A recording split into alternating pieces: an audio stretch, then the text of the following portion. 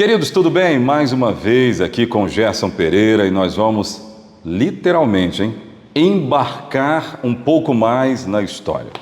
A história que ela embarca na Bíblia, e eu tenho uma certa impressão, Gerson vai poder me dizer melhor, que ela acaba parando na Bíblia. Será? Gerson Pereira, tudo bem? Oi, Osés, tudo bem? Cumprimentar seu pessoal aí. Nós estamos fazendo uma ronda, né? Uma ronda Claro. Da história, a ronda da história, a ronda na Bíblia. De fato, a história tem uma cumplicidade muito grande com a Bíblia, principalmente a partir do momento que ela vira ciência. Houve uma época que Isso traz mais credibilidade até, não traz? Sim. E essa credibilidade, ela coincide com a credibilidade da Bíblia.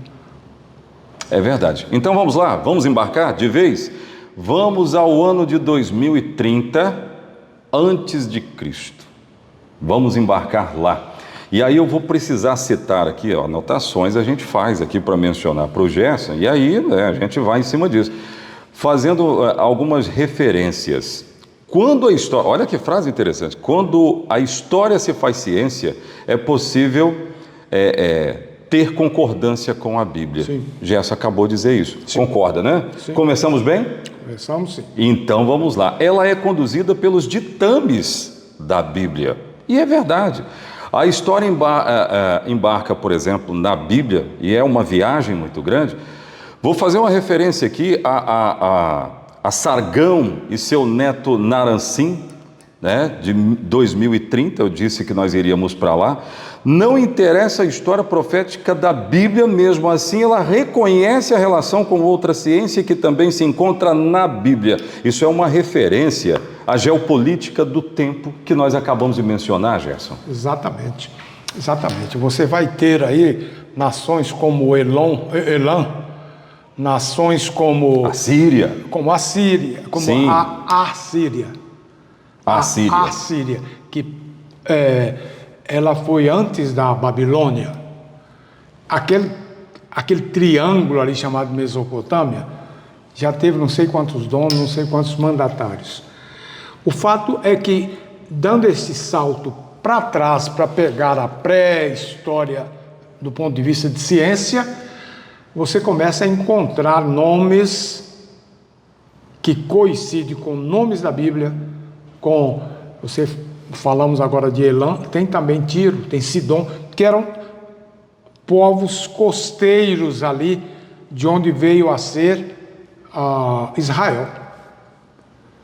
Então, essa geopolítica a gente percebe porque muda a capital, muda a dinastia, mas eles não saem dali de dentro daquele triângulo. Verdade. Agora tem um outro fato aqui que é muito interessante. Naram-Sin, eu estou falando de conquista, né? E as conquistas de Naram-Sin foram as sementes da poderosa Babilônia da época de Daniel. Sim. Concorda? Sim, foram as sementes. Na verdade... Já entramos em Daniel, viu, gente? Diretamente. Mas vamos dar um passo atrás. Vamos lá. Lembrar que Naram-Sin, neto de Sargão I, era descendente de Sem. E isso interessa à história bíblica, porque Sem é um descendente de Noé, é o filho mais velho, o filho abençoado dele, de onde veio também Abraão. Então as coisas começam a se encontrar. Muito bem. Mais um salto então. Vamos lá, vamos saltar. A gente só não pode ficar tonto, hein? 2030 a.C. a 1770, nós chegamos a Hammurabi, sexto rei da Babilônia, que mencionamos. Por quê? Também era semita.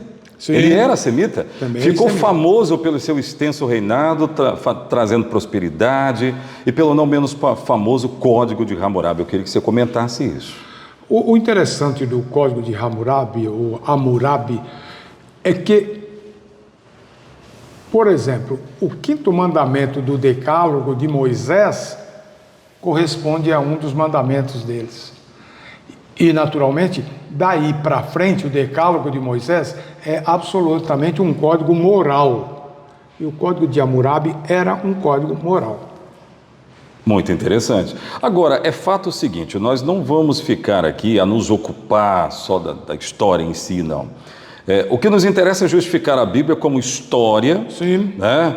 Ecoimada de lendas, nós já falamos disso aqui. Sim. Agora, exibindo contextualidade em registros que são materiais. Aí nós estamos falando da comprovação da ciência. Sim.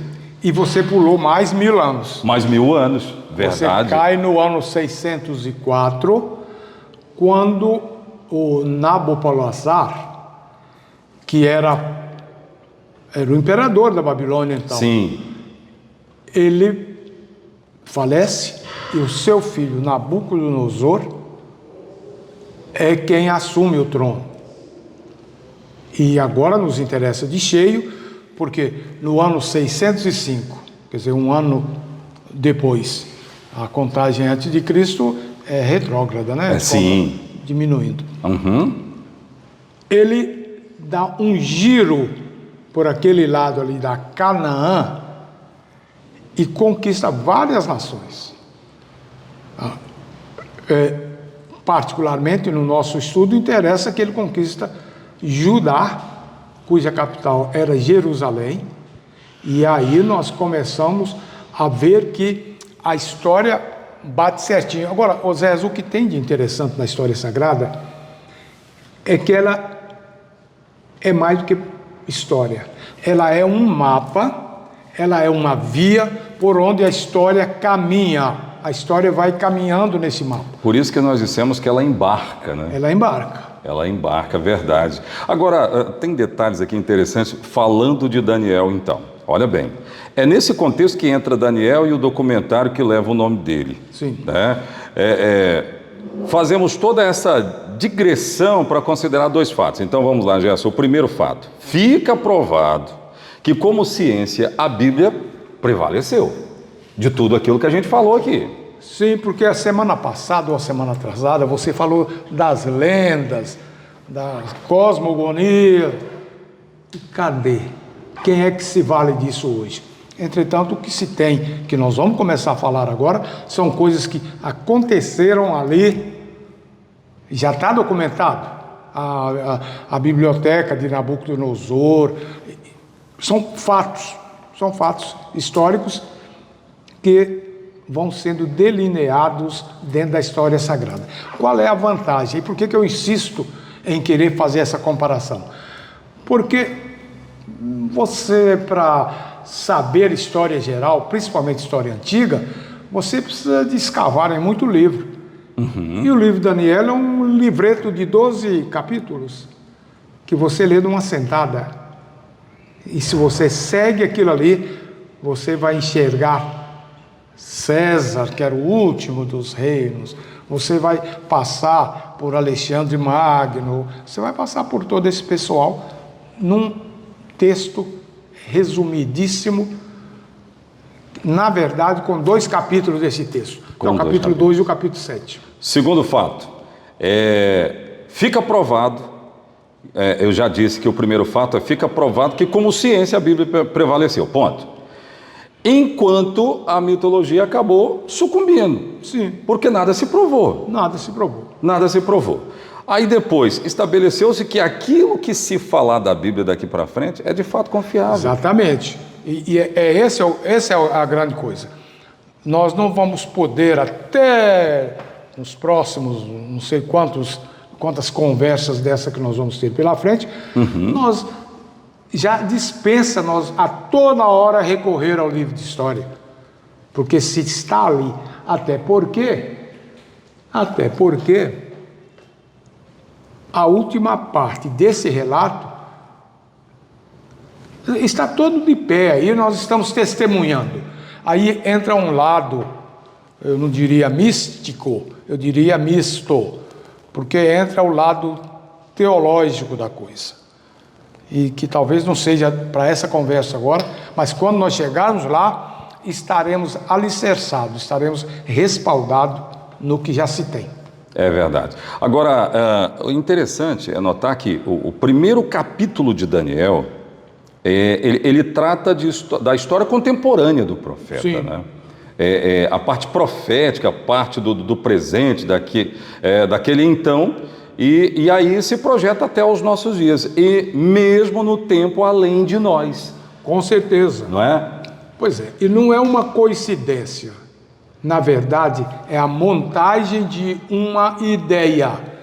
É a montagem de uma filosofia que ela começa, temos que usar o termo, ela começa numa apostasia teológica.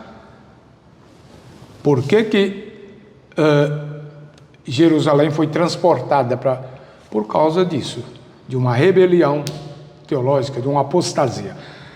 Quando você chega na parte do capítulo 7, e o capítulo 2 e o capítulo 7 relatam a mesma coisa, só com elementos simbólicos diferentes, numa modalidade diferente, mas ela vai ver a história acaba exatamente nessa situação de apostasia, de rebeldia teológica. Agora eu quero pegar um fato então. O segundo capítulo de Daniel, ele poderia se chamar Agenda 605.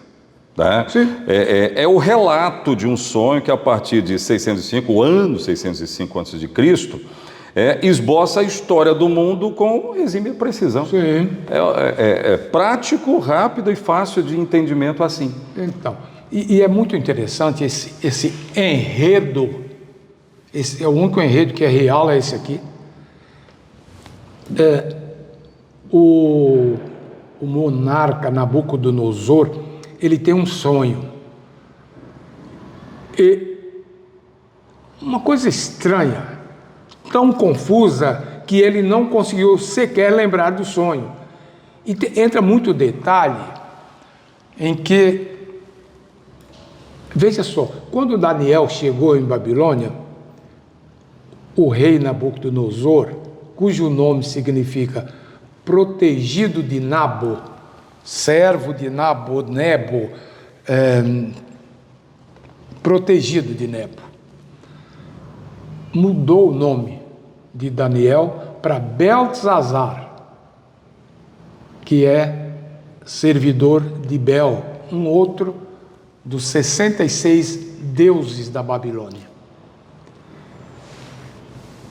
E Daniel, entretanto, em momento nenhum ele assume esse nome, até porque o neto do rei também viria a ter esse nome. Daniel o tempo todo mantém o seu nome, Daniel. O nome Daniel significa Deus é juiz, Deus me julga. Então, a façanha de Nabucodonosor não foi suficiente para apagar a convicção que Daniel tinha do Deus em que ele confiava, e acabou, e é esse o ponto alto, ele acabou provando que o Deus a quem ele servia era superior aos outros, no episódio do próprio sonho, que ninguém consegue interpretar. Sabe o que me deixa impressionado nisso? É a forma que Deus entra psicologicamente na mente do monarca.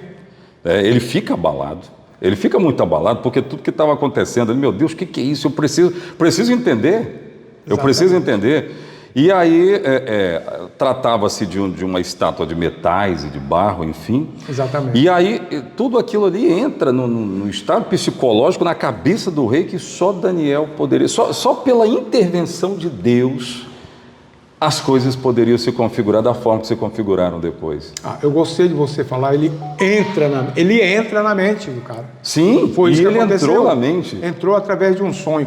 O dia que você tem um mau sonho, você acorda mal-humorado.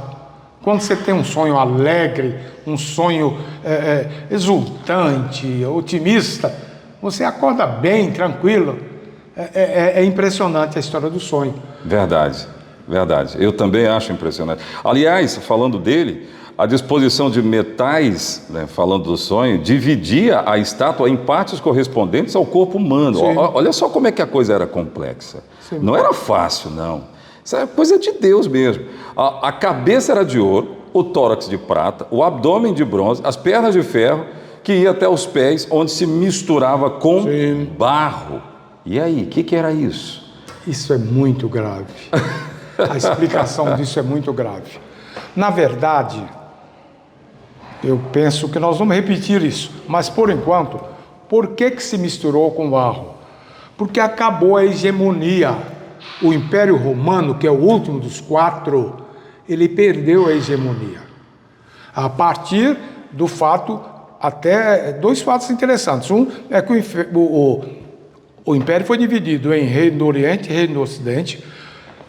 Constantino tira a capital de Roma e leva para a Turquia, hoje é Turquia, mas ele pôs o nome de Constantinopla. Ele era muito humilde, construiu a cidade em homenagem a si mesmo. Pois é. E no final, o Império Romano se divide em 10 nações. Como são 10 os dedos do pé da estátua.